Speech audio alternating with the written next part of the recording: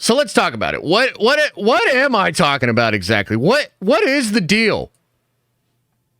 Well, if you'll recall on yesterday's stream, which, by the way, apologies to the podcast folks, you did not get yesterday's episode. We were trying out new software, and it was terrible. So the audio was terrible, the video was terrible. I didn't feel comfortable releasing that beyond what we did yesterday here on YouTube Live. So apologies on that, but lesson learned. That shit sucked. We're going to stick with the tried and true what we know. Okay.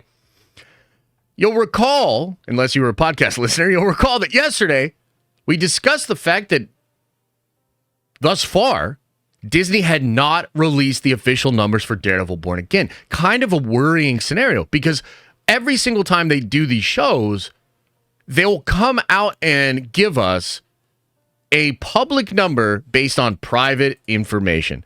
And classically, a lot of this happened during Agatha and Penguin.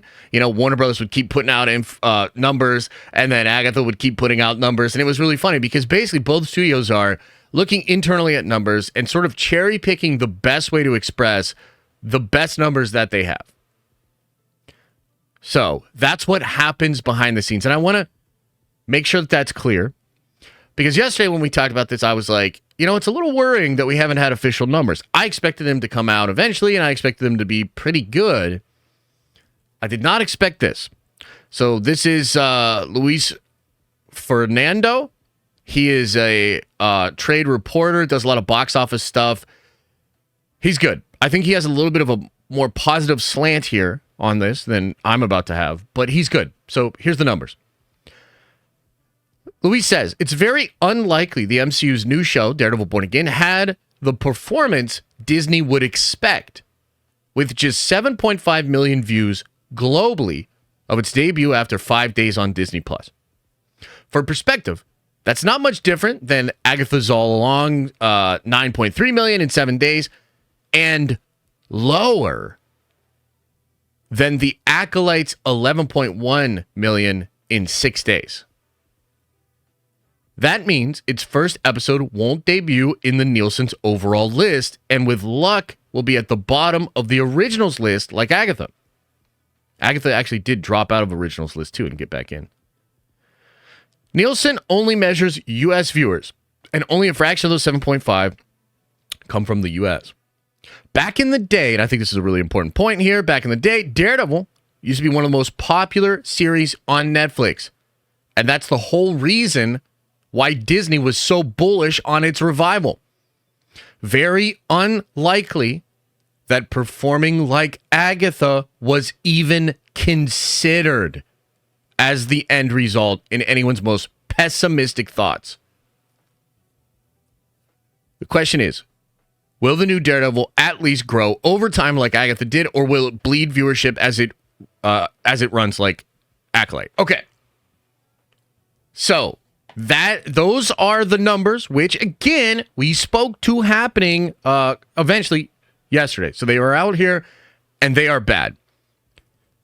I would like to phrase this whole thing with one question, and I see all the nerd theory stuff in chat. I totally get it. I will address all of that a little bit later on in the show. Don't worry. Here's the thing. Is it time to panic for Marvel Studios? That, I think, is the question. So I want to let that linger over this whole conversation, and then I'll ask you guys that. We'll go into the polls and see what you think, okay? So, a couple of things to keep in mind here. This is the best number they could come up with. This was absolutely the best number that they could come up with, and this was, with all the data they had, they picked a 5-day international number. And it's about half of what Ahsoka premiered with. Okay, so I want to put this in full context, and I think we'll probably get some people, because look, at the end of the day, this is just one chapter in an ongoing story, which is ultimately the complete collapse of Disney. Disney is, I try not to get hyperbolic, but to a person like me who has literally covered both Star Wars and Marvel from the height of their popularity under Disney to their now area of popularity, this is another chapter in the story of the collapse of those brands. And I think the first chapter should be called Disney Plus and the Destruction of Disney, because Disney Plus really did fuck them over. But the point is, this is just one piece of an ongoing puzzle, and I would love to see the overall numbers. I would assume somebody's going to put this together, whether it's Luminate, Forbes, one of these other companies is going to put this together and give us really fancy charts and, pie charts. But I mean, guys, there were all sorts of signs of really bad things happening. For instance, Mando Season 3, 30% lower viewership start than Mando Season 2. Crazy. Loki, 30% lower views in its opening weekend compared to Season 1. Loki, 30% down. Eventually, it got back up there, and I think the ending was really good. But, dude, there have been data points along this entire story that have indicated the decline in the lack of interest for these sort of things, okay? That is to say it's not all on Daredevil, of course, right? But holy shit, this is bad. So we're talking about a premiere of one of the most popular Marvel characters ever that's getting half of what Ahsoka did. Do you remember when Ahsoka first came out, there was a lot of question as to whether or not it was a hit? Well, Disney has declined so much since Ahsoka that we now look at those numbers as like Candyland when it was good. You know what I mean? So, dude, I'm just telling you, again, I'm trying not to panic myself, and I'm trying not to get too negative, because at the end of the day, I enjoy this fucking show. I like Marvel. I like Star Wars. I know I was really negative about Star Wars yesterday. I am, frankly, really negative on where Star Wars is at, and how could you not be? And Marvel themselves, it's been fucking ridiculous to cover these studios as they have done what they have done over the past couple of years and eroded their viewership and fandom the way that they have. It's crazy, okay? But ultimately, it's not the show's fault. I still like the show. But you kind of can't ignore these numbers coming out. And here's the thing. A couple other points on this. Daredevil represented an important test for the Marvel brand. And in my opinion, it has failed that test. The test was, in the middle of all of this chaos, with comic book movie fatigue, with you literally putting out movies that have the lowest audience score you've ever had, that are not even going to make the made-up number of 425, which you set up to make it so that your movie would be profitable at that. Like, in the middle of all sorts of really bad things happening, could Marvel create a show with a popular character that would bring its audience back? Sort of like the Guardians of the Galaxy effect. Now, put a pin in that, because there is some silver lining here. We'll talk about the silver lining, and we'll talk about the potential for the show to uptick and to eventually be doing very well. But that's a separate story. The reality is, Daredevil was marketed as this crown jewel of the change within Marvel Studios.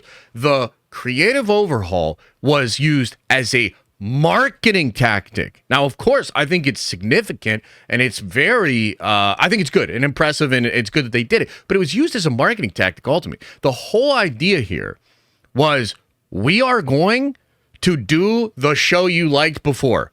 It's going to be more like the show you liked before.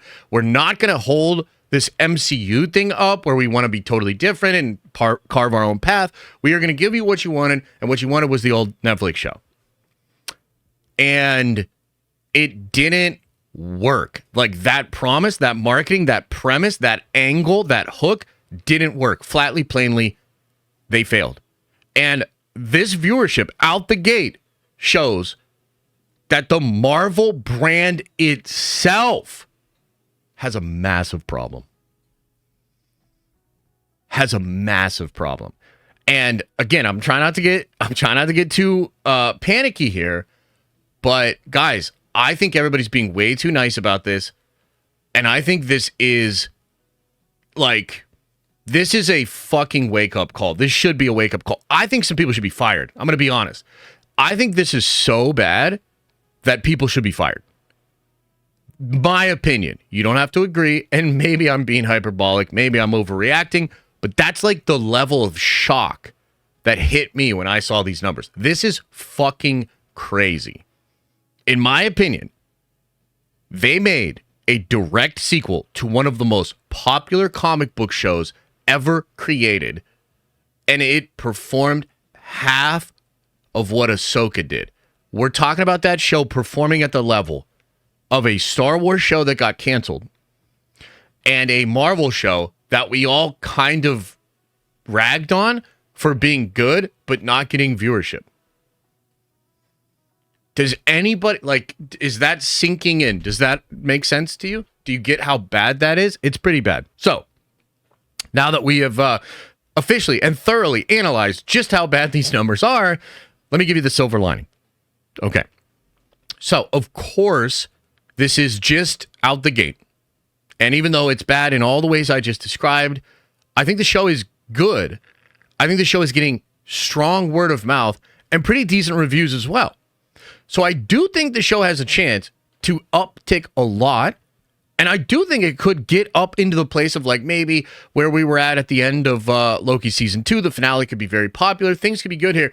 Nothing is completely fucked with the show itself. It's more of a statement about Disney, Marvel, entertainment overall, and some of their macro decisions. This show itself is likely going to be fine, I guess.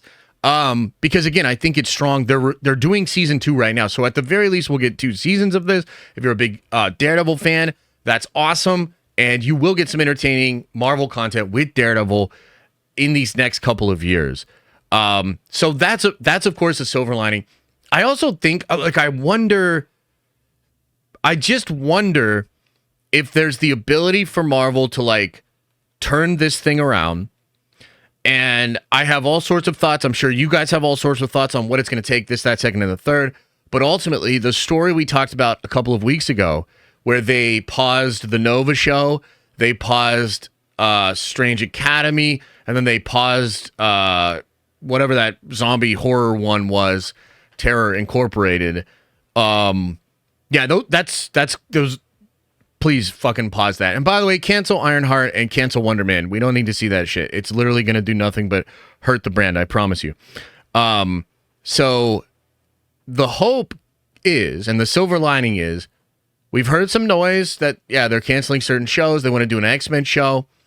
I think that would be great. I think that would potentially get a lot more viewership than I'm still in shock that Daredevil's doing this poorly, frankly. But you would imagine X-Men would have to have a better draw. Thanks for watching. And if you like this clip, smash a like on the actual video and subscribe to this channel. That way more of these clips get into your feed. I've also linked the full episode below if you want to check out the entire thing, including the Q&A we do with fans. You can also watch this show live. We do it live Monday through Friday at 11 a.m. Eastern time. And you can also find all of my content, including the videos I put on my main YouTube channel, on the podcast feed.